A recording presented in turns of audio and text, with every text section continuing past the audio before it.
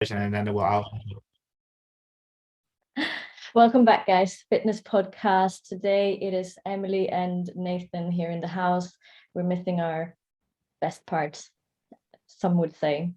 Others would argue differently. But we are back for another episode. And today me and Nate are just going to have chit chats on things that we've been thinking about and experiencing over the past weeks or so. And let's just start off where we literally said, let's just press record. So yesterday, I'm on week 6 on my SIBO diet, and we talked about it in an earlier episode that I was going on this diet to change my gut biome because there's been a little bit of an overgrowth happening and some parasites that shouldn't be there. So I'm going strong 6 weeks in. And yesterday I was with my friend Emily, and we cooked an amazing dinner. And actually, I made a salad that had 10 different vegetables in there, and it was so delicious, like honestly. And I hadn't had a salad for the whole day, and I was making it, and I could just feel how happy I started to become. Because the way that I've been eating has been a lot of vegetables, a lot of salads, and like meat and fish, and a lot of fats like nuts, seeds, olive oils, omegas, all of these. And I could actually feel that my stomach was like, wow, I was excited. Like, I don't know, dopamine, maybe we can say that it was a good brain chemical. I didn't think you would get that from like a salad, but it happened. But what I was mentioning actually was that I had my first bit of artificial taste in my mouth after 6 weeks. And I had a glass of sparkling water with melon taste, and it was really, really strong, like insanely strong. And I was like, whoa. And then I could really just feel the artificialness of it. I mean, I know everyone could if you drink a soda or something, but it was so intense. And I actually, at first I was like, I got another, I don't know, hit of dopamine or something. There was something happened, like, because I had like a rush inside of me. But then the after effect of that was I didn't quite enjoy it as much. And it was just a strange experience because I've been so clean for the last 6 weeks that my palate has just gone oversensitive to sweeteners and sugars. So it was a cool experience. And now I'm like, what happens when I have the licorice? Yeah, not a lot of people get that, don't they, when they change their diet quite considerably. Even like when you go into a diet and you've not really done a diet before, or you've changed things significantly in your lifestyle, then they go and have the same thing that they would have normally. Or like, I had an instance of this week actually. A lady was saying that she went to Pizza Hut for the first time in a very long time, and then when she had like 2 pieces of pizza and some salad, which was kind of the strategy that we were working with, she was like, I didn't really get anything from it. I didn't really like it. And I'm like, well, this is great. Like, if you realize that you didn't like the food, then that's something to tick off and say, no, Pizza Hut pizza isn't for me. Maybe other pizzas are great, but that's fine.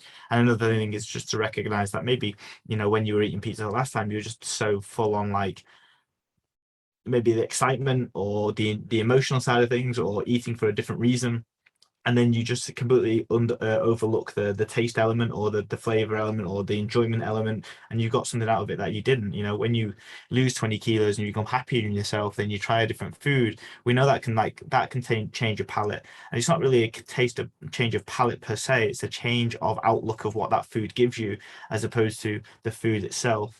I go through waves of that, where, like, when I'm definitely more mindful, more proactive, my headspace is in a really good place, I'll eat foods and I'll be like, oh, that wasn't too special. Or equally, I'll be like, wow, that was really good. Like you said, like the whole, stuff that actually genuinely has flavor, taste, juice, sweetness, the fruits, the veggies, the things that actually give you a lot more variety in taste compared to a pizza. I always speak about the bell curve of food. So the bell curve of food is where you have bites of foods, or you have tastes of foods specifically, and the bell curve is where at the top of the curve you've maximized that taste, you've really enjoyed it thoroughly, you're nailing it, and you're having a really nice time with that enjoyment. And then it starts to peak off maybe 5, 10 bites in, where you're like, "Oh, this doesn't taste the same it did on the first bite, or the second bite, or the third bite, or the fourth bite." And you realize that, oh wow, like food does have a bell curve. Like the more the people think it's linear, where the more that they have of it, the better it gets. But we both know, and all of us know, that it's the first bite that really is that kind of, oh shit, like that's the cheesecake, or whatever it is, that's the best stuff.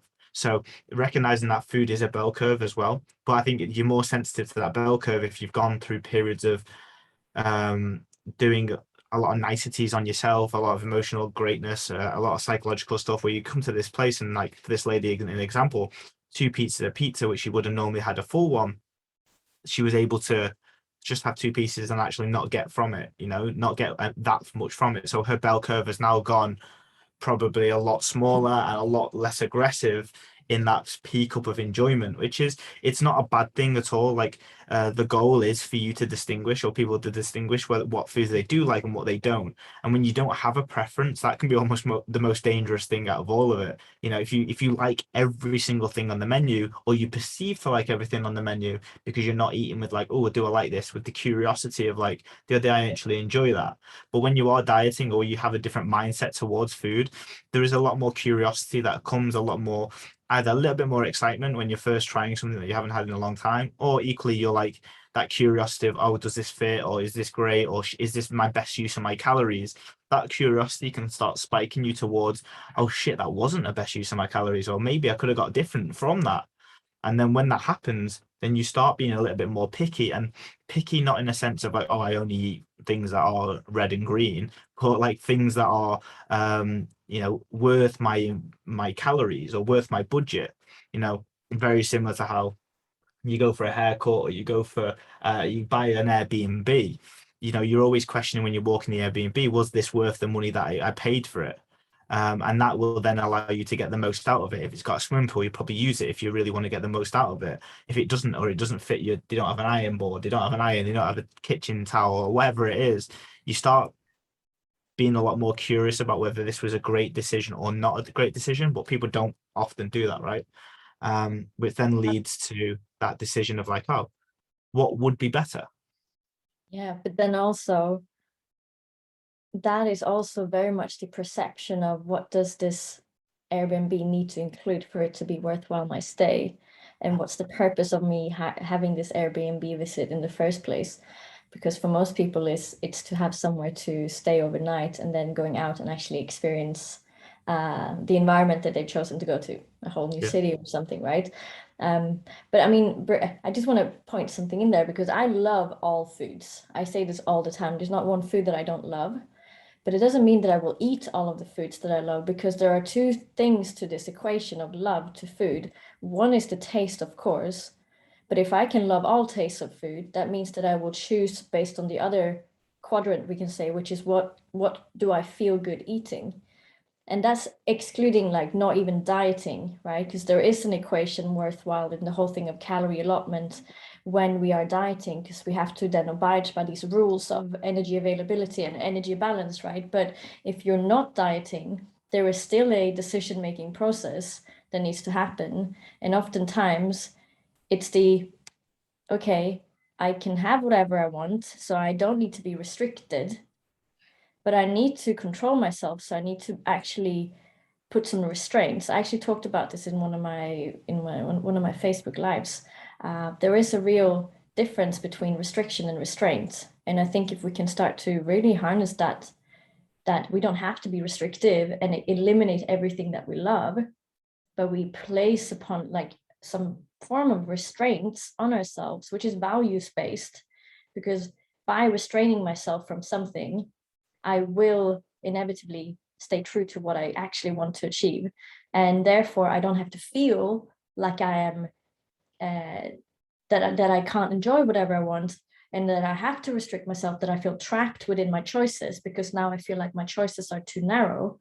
But if I see that there are endless of choices, and all I got to do is to restrain myself and then choose according to that, it will be a lot easier as well. And then understand, I think, going back to the palate, it's a constantly changing thing. So what you actually eat often, you will want more of.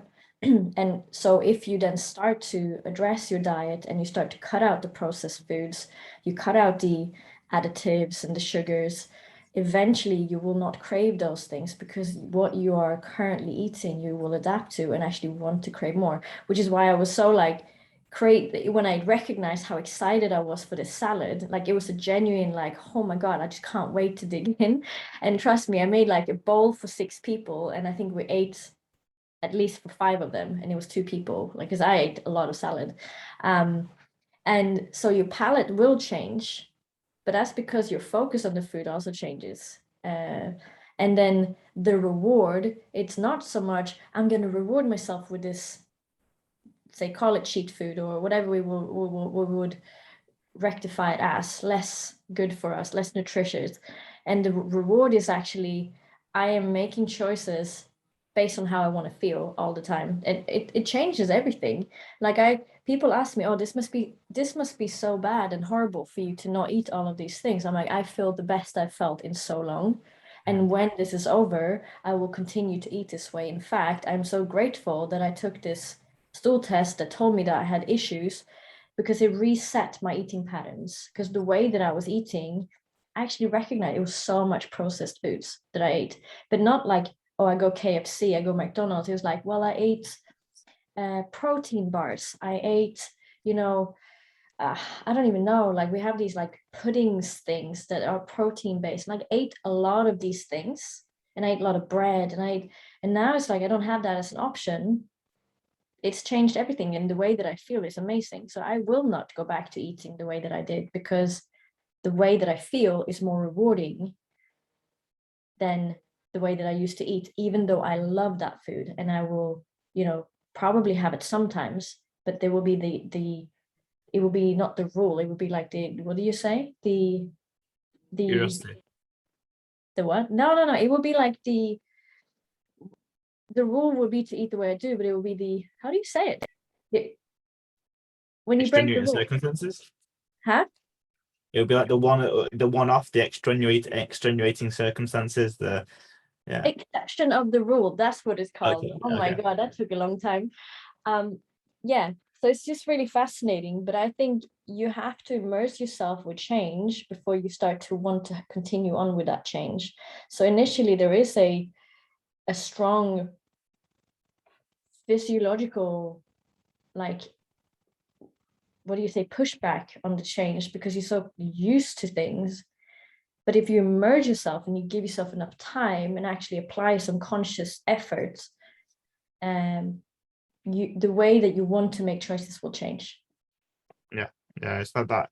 It's boundaries and constraints, and then being able to get in touch with those and get in touch with the feelings. It sounds wanky, doesn't it? But like it is effectively that. It's that the curiosity comes when you like, okay, how does this make me feel?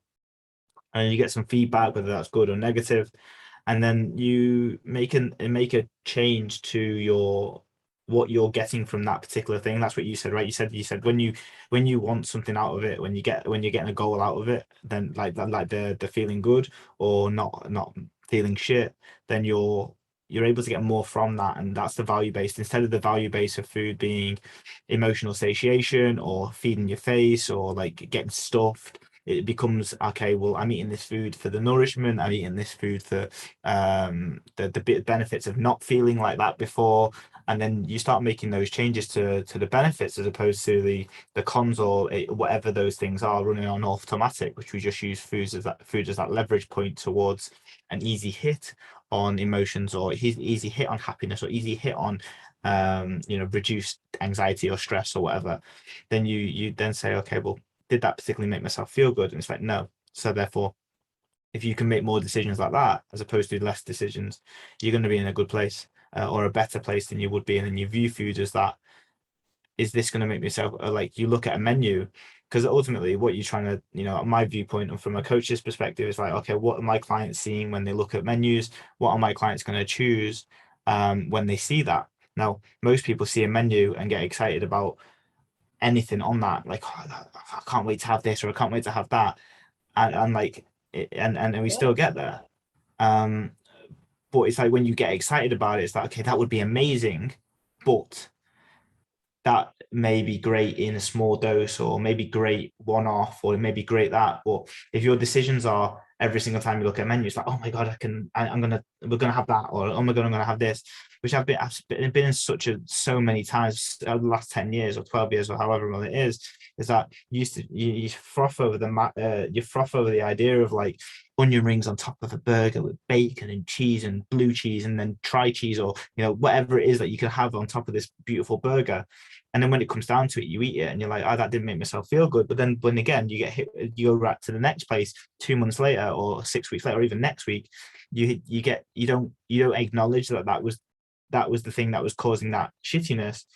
But that equally, that shittiness wasn't enough for you to make the change. You didn't end up in hospital. You didn't end up with a bacterial overgrowth. You didn't end with parasites. You didn't end up with shitting yourself. Whatever it was, like, you didn't end up with any of those things, which then cause an easier change. As they say, rock bottom is a really steady place to work from. But for most people, they let themselves get to rock bottom before they make change. And that's okay, but it isn't ideal. It's not ideal to work from rock bottom every single time.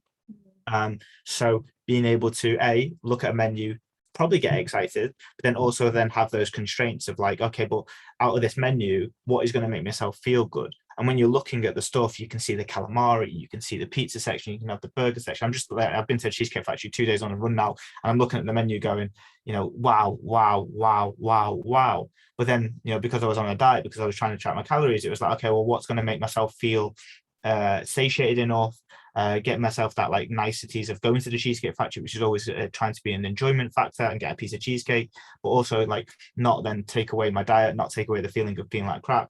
So you then make choices based off that. So like, this is probably the first time I've been there, or second time I've been there, because I went twice this week, is that where I was like, I chose based on satiation, a little bit of excitement, but also mostly because of the goals that I had. And when you choose it based off that, you get to have that piece of cheesecake. Yeah, it was wanky that two people in front of me were eating like an Oreo piece, and then they were having like a salted caramel one, and I was there with like the low calorie Cheesecake Factory cheesecake. But it was still 600 calories. It's still an amazing piece of cheesecake, but it just wasn't what everyone else was having, because I chose that this was more important than the whole shebang.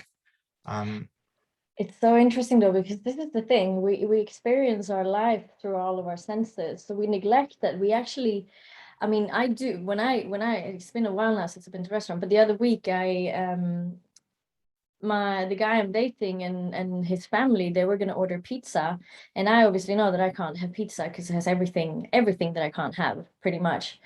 But I was looking at the menu and I was like, wow. And I had visual, like looking, I saw the pizzas with all of these like really strange combinations, and I could feel myself salivating, and I could like imagine what it would smell like. And then in the end, that was really satisfying. And so when they had their pizza, I was smelling it, I was like, wow. And I was really salivating. And I was like, that smells amazing. Yet I was sitting eating my salad with my salmon, and I still had that enjoyment, because you also do eat with all of your senses. So I think not to feel like you have to be strange by eating something else, but you can still enjoy the food of other people by actually being engaged with what other people eat. It's not that, you have to eat to feel the enjoyment. And I learned that the second time around when I was prepping, because the first time around I was like hibernating, saying no to everything. And the second time around it's like, well, I'm going to do this diet and I'm not going to miss out on life. So I'm going to make sure that I can be successful and still participate. So I was making other choices, but other people were doing their choices. And it was so enjoyable, because it wasn't restraining in any way or form, other than the food that I ate was more in line with what I was trying to achieve and how I wanted to feel. So, and even bring it back to that pizza day, I was the one who wasn't lethargic, and I wasn't the one who like had massive food coma and got distressed, which I think they all had after having a whole pizza each. And so I think sometimes it's about recognizing that you can experience joy without actually eating something. You know, another thing what I used to do is like I used to buy chocolate bars and bring them home to my flatmates because the joy of buying a chocolate bar gave me satisfaction, and I didn't have to eat it to feel that satisfaction. And it's the same with food, and it's the same with everything. You don't have to actually go through with the whole experience to get some enjoyment from the experience itself. I think that's a massive one to actually understand that you don't have to like go through with all of it, and you can actually really enjoy it. You can enjoy everything. And it's like it's almost like to go, like people are probably listening to this go, oh, yeah, but you're in a different space than I am, or like I still go to these places and I still want to have da da da da, da on the menu, and I don't want to give that up, or whatever it is. And what you just recognize is that ultimately you can quite easily live off death by association, or death by familiarity. So like and also we're also creatures of habit, but we're also creatures of environment as well. So if every single time that I use the Cheesecake Factory as an example, if every time in the last 5-10 years I'd been to the Cheesecake Factory religiously, or I'd been to these places, or the people I was going with were the same people, they would offer very similar habits every single time. So you'll recognize yourself, or let's say, for example, you go down the traditional Indian route. The traditional Indian route is but order a bunch of starters to share, order a bunch of mains to share, have a few drinks, and then that'll be it. But the food will have to be finished on the plate. All food will be done and dusted on the menu. But ultimately, that's the kind of environment that you're going into. And if you're not proactive enough to like do the stuff that Emily was speaking about, you'll just get sucked into that way of doing it, and that might not make you feel good or feel the way that you want to with this desired result of change, and you can get easily sucked into that. And then when you have a disparity, you have something that is on the other end of the spectrum, you almost then feel like you're disassociating from the enjoyment, you're disassociating from the family time, the culture, the drive to be included. And that's where the further you stretch away from that normality, because that is normal for you if you've gone to those places and got the same thing time and time again, the further you may feel uncomfortable the first time that you do it, the second time you do it, the third time you do it. But once you stretch that invisible boundary that you're placing upon yourself, you then end up realizing that, yeah, actually, this thing that we're doing as a family, or this thing we're doing as friends, or this thing I'm doing by association is not contributing to the way that I actually want to live, feel, or look. So, if I know for me, I've been to the Cheesecake Factory a few times, and I love the chicken strips, I love the nachos, I love the buffalo wings, I love the cheesecake, and I love all of the big pieces.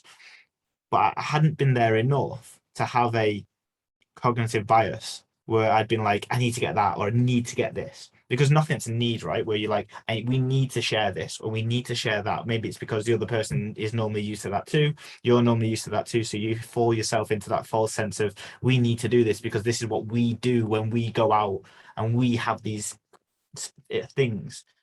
And as long as you have that, you can start stretching that boundary a little further and further over time, so that you become still part of the tradition and the way of eating, but you move towards I'm going to have a different value base. I'm going to base my meal finishing on different points that my family are basing their opinion on.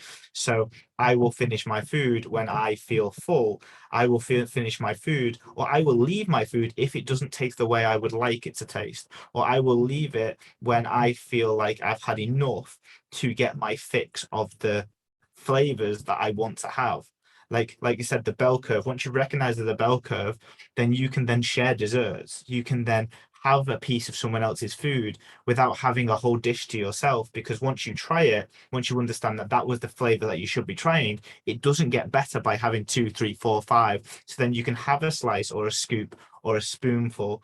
And it doesn't take, like, one spoonful of anything doesn't really make you feel that shit unless you're eating literal shit.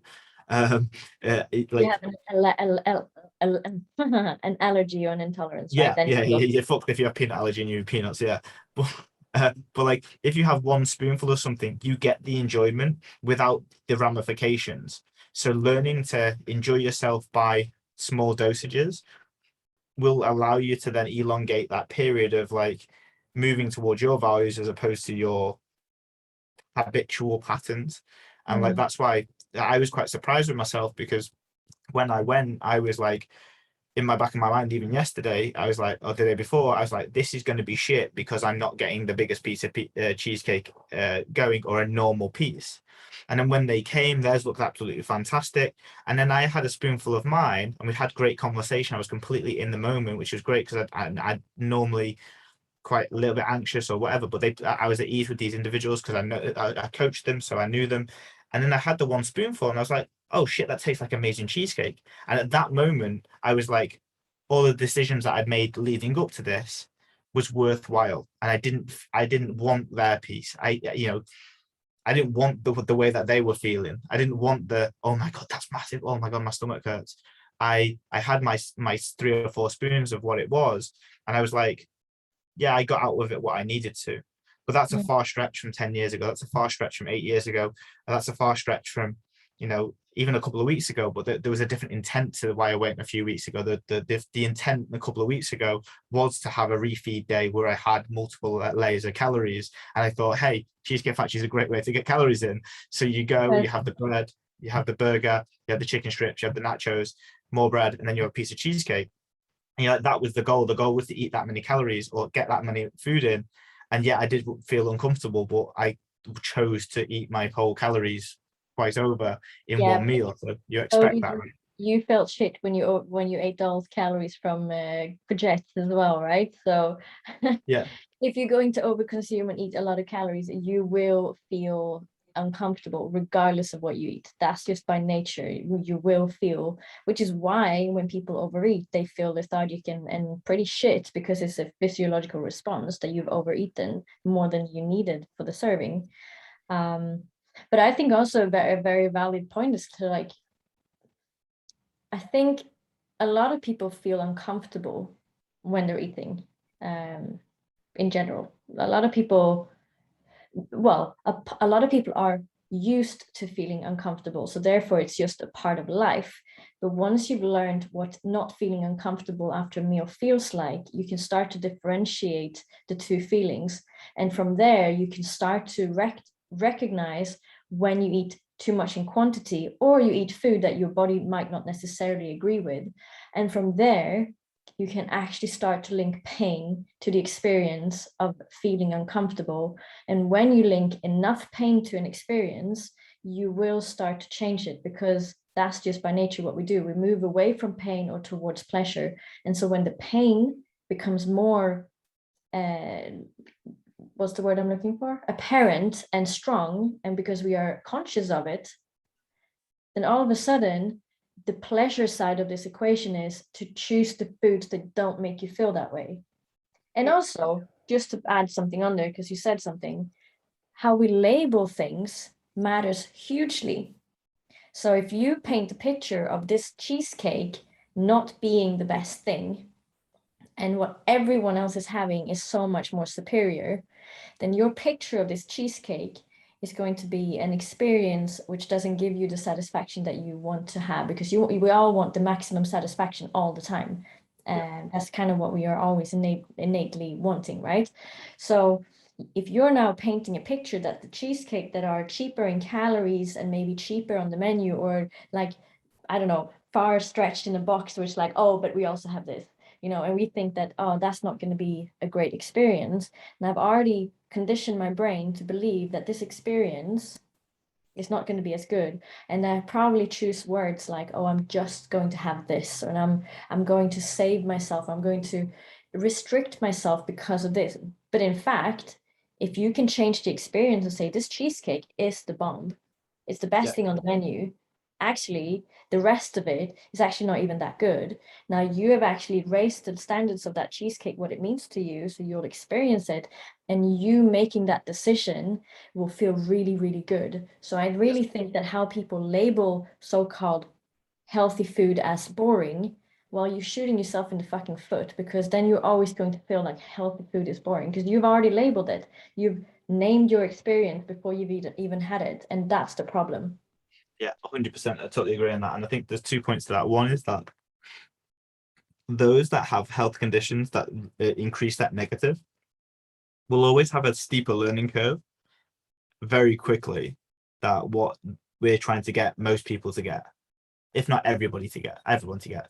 They will have a steeper learning curve because when, like, if you're celiac or you're dairy intolerant and you have dairy, then you know about it. Like, there's no ifs or buts or maybes. There is a cause and there is a cause and effect, and there is a detriment to that approach. So in some way, shape, or form, when you are like celiac, dairy intolerant, you have digestive issues, you have a negative reaction to certain foods or situations, then you get that steep learning curve, which allows you to learn very, very quickly what you can and can't have. Whereas it's actually the people like probably me, where you don't really feel it. Like, I'm not like, for a while I could eat 10,000 calories and be just a bit bloated and a bit stuffed. But that wasn't negative to me. That wasn't negative at all. Actually, it was quite enjoyable because of the food outweighed the negative feeling afterwards. But then flipping on the reverse, you'll want to make sure that you find these things and be more conscious of that. What was my second point? Labeling. No, yeah, labeling. So I deal with this a lot when people say that they're going on holiday, right? So like, I had a guy yesterday who's telling me, "Oh, Dubai's got so many. Like, I'm coming out to Dubai next week. It's got so many choices. There's so much temptation. There's so much that when we come over, we normally eat. There's so much things that I just want." And I'm like, but that's you already starting yourself on a bad foot. You're already starting yourself in this headspace of like, how am I going to control myself around all of these things? And I said to him, make your fucking decisions. Like, literally said that. Make your fucking decisions. Like, find before you go, what is it that you want from this scenario? Because if you want pizza, cheesecake, burger, and Indian food. That was his 4 choices for like being in a week in Dubai, which is fairly logical. It's fine. I said, once you stick your fork in the sand and say, these are the things I want, or fork in the cheesecake, then you can then make your plan around these particular things. But by you saying, oh my God, there's so much temptation, Dubai has everything, and we don't go very often, you're already setting yourself up for that moment that goes, oh, we're only here for a week, so therefore I'm gonna have more than I should do. But I said to him, Dubai's about not going anywhere. Factually, you've been here more than 6 times already in the last 4 years. You've tasted some of these foods. You setting yourself up for failure is exactly what you're doing right now, but you don't even recognize it. You don't recognize the subconscious patterns that you're giving yourself, which is, how do I even resist all the temptation that Dubai has to offer? It's like, well, I know why, because you don't say that it's a temptation. You don't label it as a temptation. You don't label it as something bad or negative or over controlling or overbearing. You label it as, there are so many options in Dubai, but what do I want? And it's the same as and then I reference back to him. I was like, I'm looking to get a car in next March, right? I'm looking to get something flashy, something really nice, and treat myself, something that I've been working very fucking hard for. But the moment that I don't specify the one that I want, the moment that a car drives past now and I'm like, oh, I could get one of those. Oh, like, oh, G-Wagon, Lamborghini, Ferrari, ooh, whatever. And I'm like, because you didn't make a decision or you didn't find the pros to the cons of the thing that you specifically want, you've labeled that you wanted something flashy, nice, expensive, supercar-ish, but not anything specific. So therefore, you can't then make a reverse engineered plan in your brain on how you want that specific thing. And then when you get that specific thing, because you haven't really said, that's the thing I want, you then have this unfulfillment when you get that thing, because then you see a better thing. And then you see a more important thing, or you see something that someone else has got that changes status and they've gone so higher, yada, yada, yada.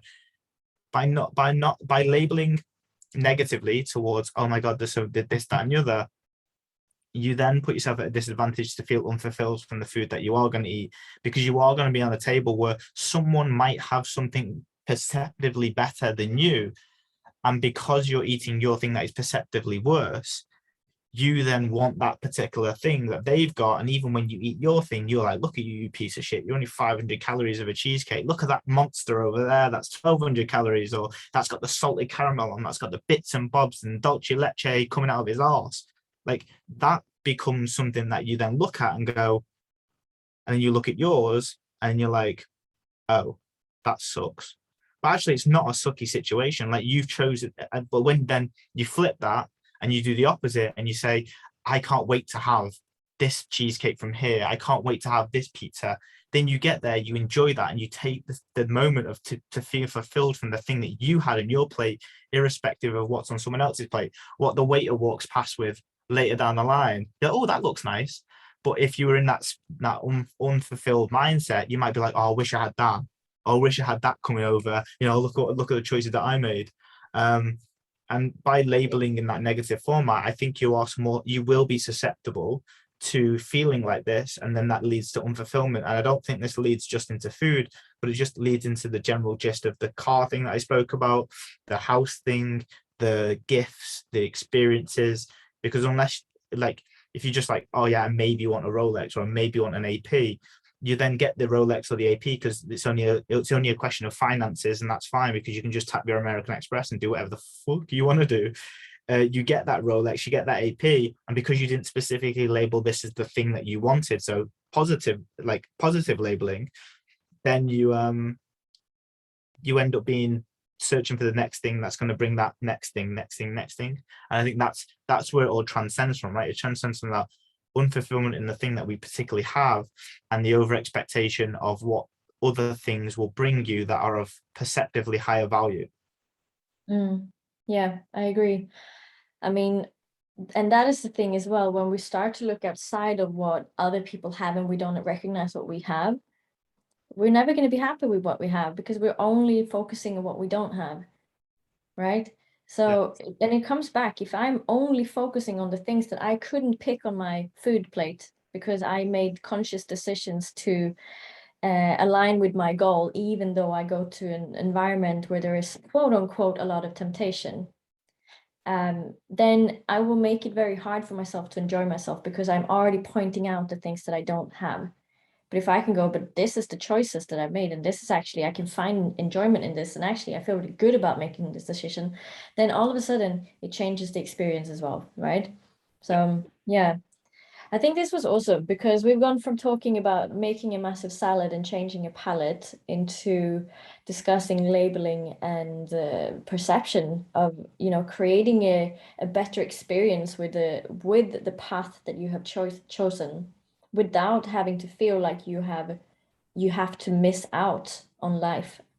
There's so much we could dissect in the future on this as well. I think you only miss out if you didn't make a choice on what you actually wanted.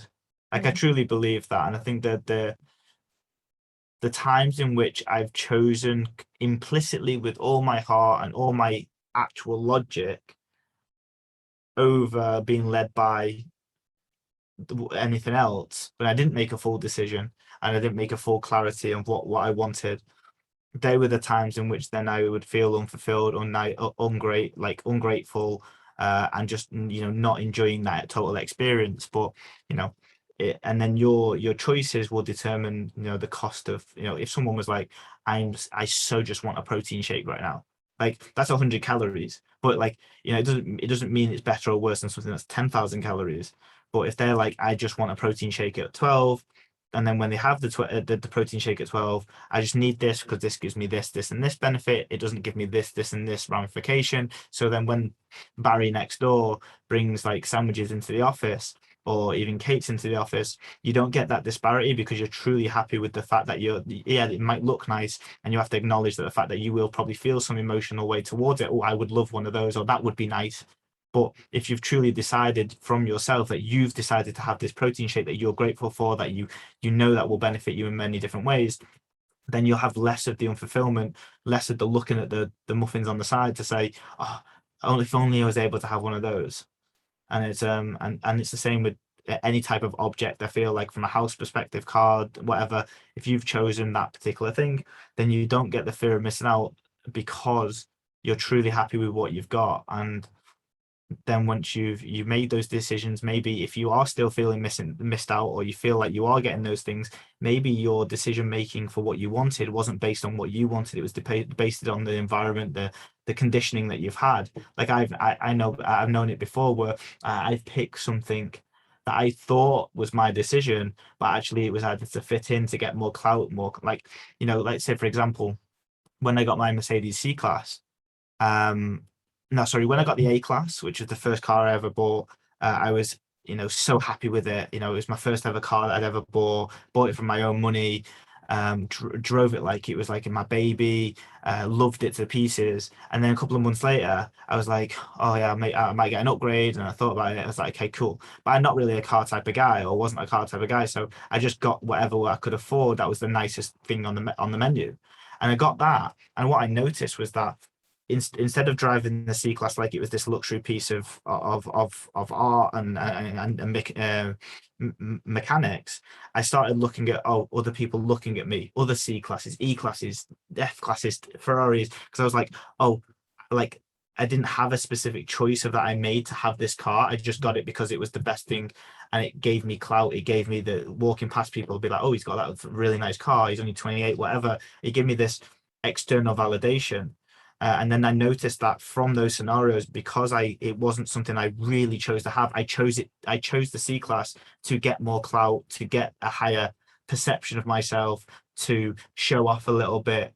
That actually there was always that revolving wheel of like the disparity between me driving this less expensive car like the A class and then more expensive car like the C class, because the A class was something I chose. I was really happy with it, always wanted one.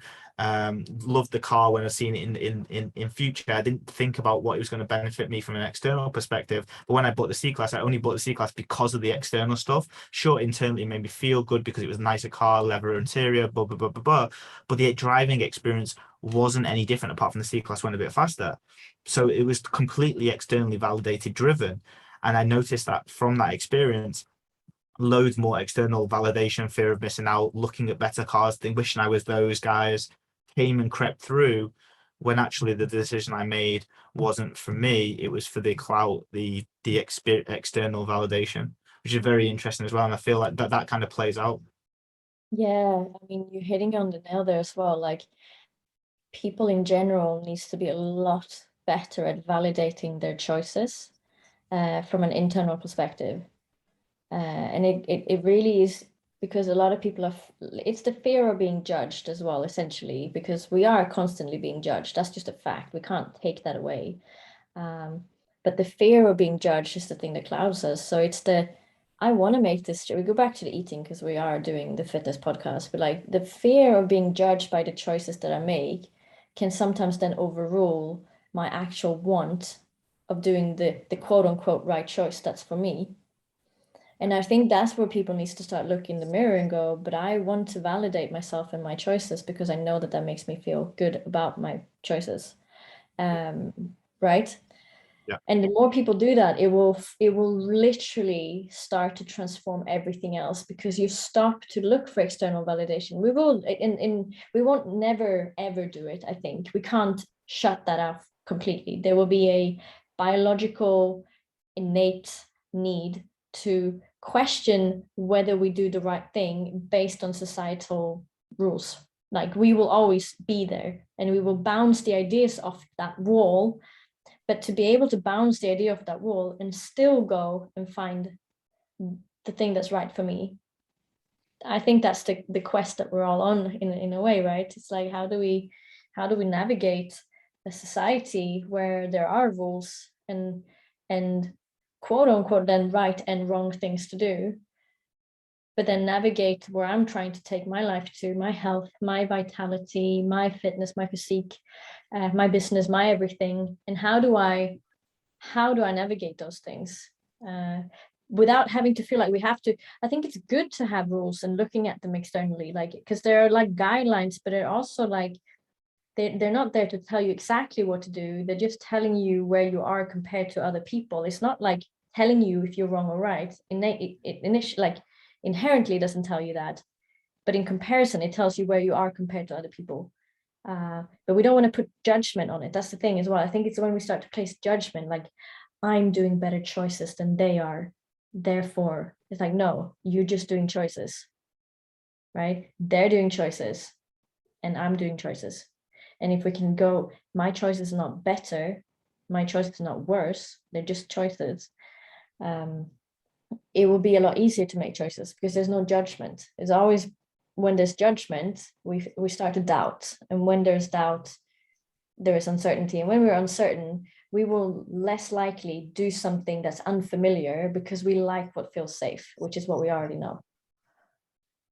Yeah. So, And that's a yeah. good way to end the podcast there. That was really good. I love these conversations. We were, to be honest, for the record, we were actually going to speak about music, but it is just the way that me and I normally speak anyway. So this just ends up being on a tangent all of the time anyway. So Yeah. I hope you enjoyed this episode of the podcast. Make sure that you subscribe, tell your friends about it, and make sure that you give K-Mac some shit for not being here. He chose to go to a group shoot or a photo shoot over speaking to us, which is just not acceptable. You know, he's changing people's lives, but we also wanted to talk shit with him as well. So give him some stick for that. So apart from that, guys, tune in for next week for the trilogy of all three of us here again, and chat to you soon.